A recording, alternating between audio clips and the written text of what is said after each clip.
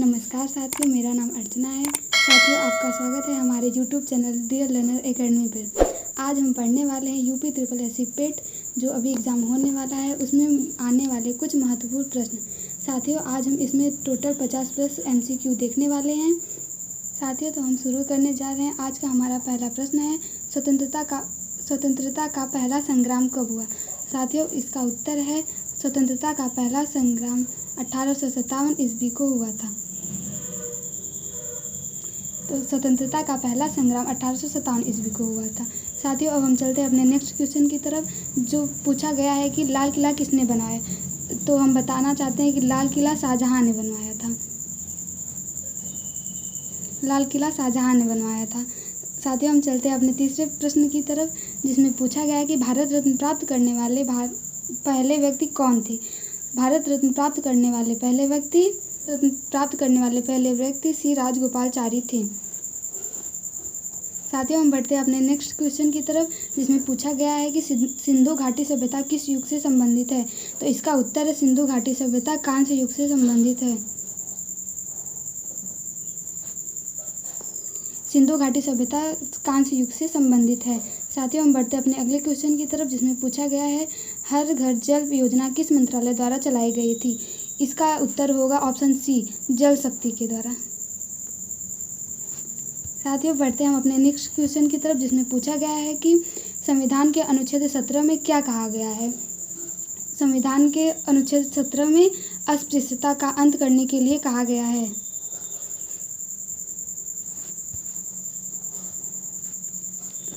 साथियों, हम बढ़ते हैं अपने नेक्स्ट क्वेश्चन की तरफ, जिसमें पूछा गया है ब्रह्मपुत्र नदी भारत में किस नाम से जानी जाती है? तो ब्रह्मपुत्र नदी भारत में दिहांग नाम से जानी जाती है। बढ़ते हैं अपने अगले प्रश्न की तरफ, जिसमें पूछा गया है थार रेगिस्तान कहाँ स्थित है? ये तो आपको पता ही होगा कि थार का रेगिस्तान राजस्थान में स्थित है।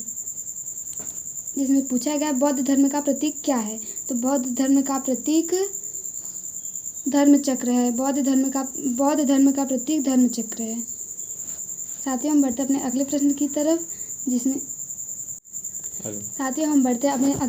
तरफ, जिसमें पूछा गया सुभाष चंद्र बोस ने किस सेना की स्थापना की थी? इसमें ऑप्शन दिया है आज़ाद हिंद फौज की, ऑप्शन बी भारतीय सेना, ऑप्शन सी स्वतंत्र सेना, ऑप्शन डी नेशनल आर्मी। तो इसका उत्तर होगा आज़ाद हिंद फौज की स्थापना की थी सुभाष चंद्र बोस ने। हम बढ़ते हैं अपने अगले प्रश्न की तरफ, जिसमें पूछा गया दक्षिण गंगोत्री क्या है?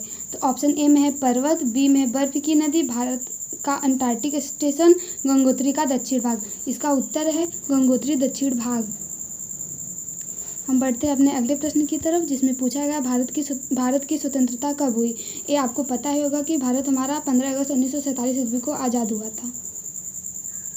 हम बढ़ते हैं अपने अगले प्रश्न की तरफ, जिसमें पूछा गया प्लासी की लड़ाई कब हुई थी? प्लासी की लड़ाई 1857 ईस्वी को हुई थी।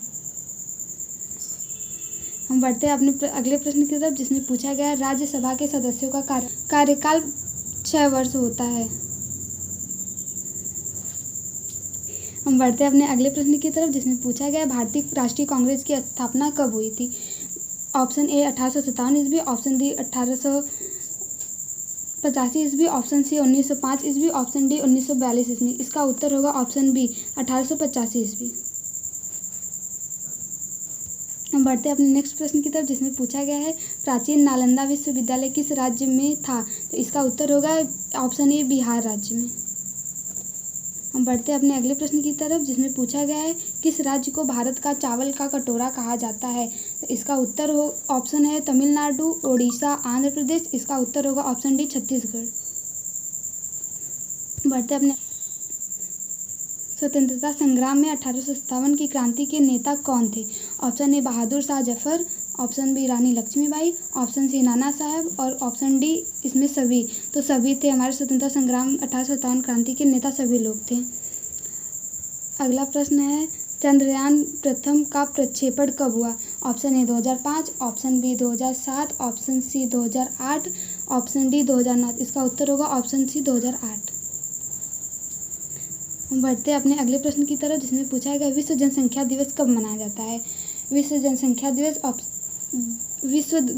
दिवस 11 जुलाई को मनाया जाता है। ग्रह को धरती का जुड़वा कहा जाता है? इसका उत्तर होगा ऑप्शन बी, शुक्र को धरती का जुड़वा कहा जाता है। हम बढ़ते अपने अगले प्रश्न की तरफ, जिसमें पूछा गया है जीएसटी की शुरुआत भारत में कब हुई? तो इसका आपको पता ही होगा कि जीएसटी की शुरुआत भारत में 1 जुलाई 2017 ईस्वी को हुई थी। हम बढ़ते हैं अपने अगले प्रश्न की तरफ, जिसमें पूछा गया है संसद भवन का डिज़ाइन किसने किया था? तो आपको पता होगा कि एडविन लुटियंस ने संसद भवन का डिज़ाइन किया था। हम बढ़ते हैं अपने अगले प्रश्न की तरफ, जिसमें पूछा गया है कुतुब मीनार का निर्माण किसने कराया था? कुतुब मीनार का निर्माण कुतुबुद्दीन ऐबक ने करवाया था। हम बढ़ते हैं अपने अगले प्रश्न की तरफ, जिसमें पूछा गया है दादा साहब फाल्के पुरस्कार किस क्षेत्र से संबंधित है? दादा साहब फाल्के पुरस्कार सिनेमा से संबंधित है। हम बढ़ते हैं अपने अगले प्रश्न की तरफ, जिसमें पूछा गया है कांचीपुरम किस राज्य में स्थित है? तो कांचीपुरम तमिलनाडु में स्थित है। अगला प्रश्न है अमृतसर में जलियांवाला बाग हत्याकांड कब हुआ था? ये तो आपको पता ही होगा कि अमृतसर में जलियांवाला बाग 1919 ईस्वी को हुआ था। हम बढ़ते हैं अपने अगले प्रश्न की तरफ, जिसमें पूछा गया इंटरनेट का जनक किसे कहा जाता है? ऑप्शन है Alan Turing, option B Tim Berners Lee, option C Vinton Cerf, option D Bill Gates. इसका उत्तर होगा ऑप्शन सी विंट सर्फ। हम बढ़ते हैं अपने अगले प्रश्न की तरफ, जिसमें पूछा गया है भारत का सबसे बड़ा राज्य क्षेत्रफल के अनुसार कौन सा है? तो क्षेत्रफल के अनुसार भारत का सबसे बड़ा राज्य राजस्थान है। हम बढ़ते हैं अपने अगले प्रश्न की तरफ, जिसमें पूछा गया सिंधु घाटी सभ्यता का प्रमुख नगर कौन था जहां सबसे बड़ा स्नानागार मिला? इसका उत्तर होगा ऑप्शन बी मोहनजोदड़ो। हम बढ़ते हैं अपने अगले प्रश्न की तरफ, जिसमें पूछा है सिंधु सभ्यता का पतन नगर कौन सा था? तो इसमें ऑप्शन है Mohenjodaro, option B Ropar, option C Lothal, option D Kalibangan. इसका उत्तर होगा ऑप्शन सी लोथर। हम बढ़ते हैं अपने अगले प्रश्न की तरफ, जिसमें पूछा गया है सिंधु घाटी सभ्यता के लोग किस धातु से परिचित? तो इसका उत्तर होगा लोहा से सिंधु घाटी सभ्यता के लोग परिचित नहीं थे। अगला प्रश्न है सिंधु घाटी सभ्यता की लिपि कौन सी थी? तो इसमें option A Devanagari, option B Brahmi, option C चित्रलिपि, ऑप्शन डी खरोष्टी। इसका उत्तर होगा ऑप्शन सी चित्रलिपि। बढ़ते अपने अगले प्रश्न की तरफ, जिसमें दिया गया है नृत्य करती हुई लड़की की मूर्ति किस धातु से बनी है? तो इसका ऑप्शन है option A Kansa, option B लोहा, ऑप्शन सी चांदी, ऑप्शन डी तांबा। तो इसका उत्तर होगा कांसा। बढ़ते हैं अपने अगले प्रश्न की तरफ, जिसमें पूछा गया है सिंधु सभ्यता किस युग से संबंधित है? तो इसका ऑप्शन है ऑप्शन बी पाषाण युग, ऑप्शन बी कांसा युग, ऑप्शन सी लौह युग, ऑप्शन डी उत्तर वैदिक युग। इसका उत्तर होगा कांस्य युग, ऑप्शन बी। हम बढ़ते हैं अपने अगले प्रश्न की तरफ, जिसमें पूछा गया हड़प्पा की खोज किसने और कब की थी? इसमें ऑप्शन ए है दयाराम साहनी ने 1921 ईस्वी, और इसका उत्तर ही होगा दयाराम साहनी ने 1921 ईस्वी में की थी। हम बढ़ते हैं अपने अगले प्रश्न की तरफ, जिसमें पूछा गया लोथर में किस चीज़ का प्रमाण मिलता था? तो इसका उत्तर ऑप्शन है अनाज भंडारण, ऑप्शन बी अस्त्र शस्त्र, ऑप्शन सी जलाशय। इसका उत्तर होगा ऑप्शन डी गोदी।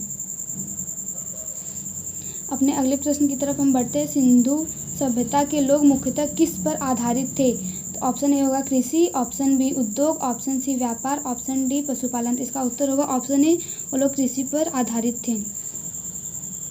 हम बढ़ते हैं अपने अगले प्रश्न की तरफ, जिसमें पूछा गया सिंधु सभ्यता के लोग मुख्यतः किस पर आधारित थे? तो प्रश्न वही रिपीट होगा, इसका उत्तर होगा ऑप्शन ए कृषि। अगला प्रश्न है सिंधु घाटी सभ्यता की प्रमुख विशेषता क्या थी? ऑप्शन ए धार्मिक ग्रंथ, ऑप्शन बी योजनाबद्ध नगर व्यवस्था, ऑप्शन सी युद्ध कौशल, ऑप्शन डी घोड़े का उपयोग। इसका उत्तर होगा ऑप्शन बी योजनाबद्ध नगर व्यवस्था। बढ़ते अपने अगले प्रश्न की तरफ, जिसमें पूछा गया संविधान सभा के अस्थायी अध्यक्ष कौन थे? तो इसमें option A doctor Rajendra Prasad, option B doctor Bhimrao Ambedkar, option C Jawaharlal Nehru, option B BN Rao. इसका उत्तर होगा डॉक्टर राजेंद्र प्रसाद संविधान सभा के अस्थायी अध्यक्ष थे। हम बढ़ते अपने अगले प्रश्न की तरफ, जिसमें पूछा गया भारतीय संविधान के निर्माता कौन माने जाते हैं? Option A Mahatma Gandhi, option B doctor Rajendra Prasad, option C doctor BR Ambedkar, option D Jawaharlal Nehru. इसका उत्तर होगा option C doctor Bhimrao Ambedkar.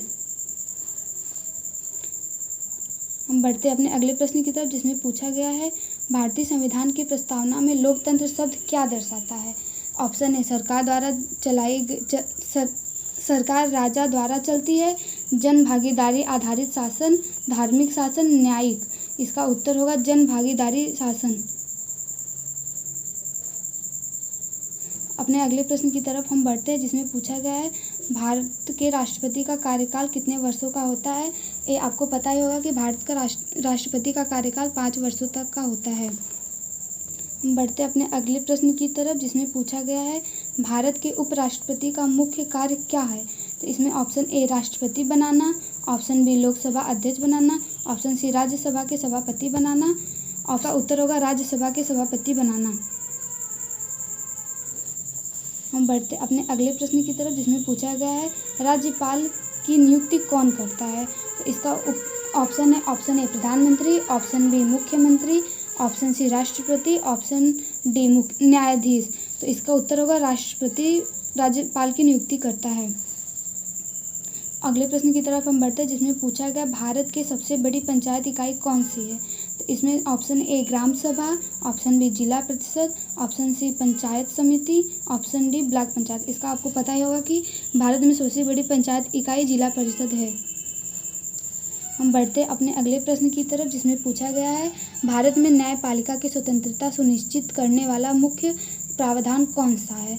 तो इसका उत्तर ऑप्शन ए अनुच्छेद 21, अनुच्छेद 32, अनुच्छेद 50, अनुच्छेद 356।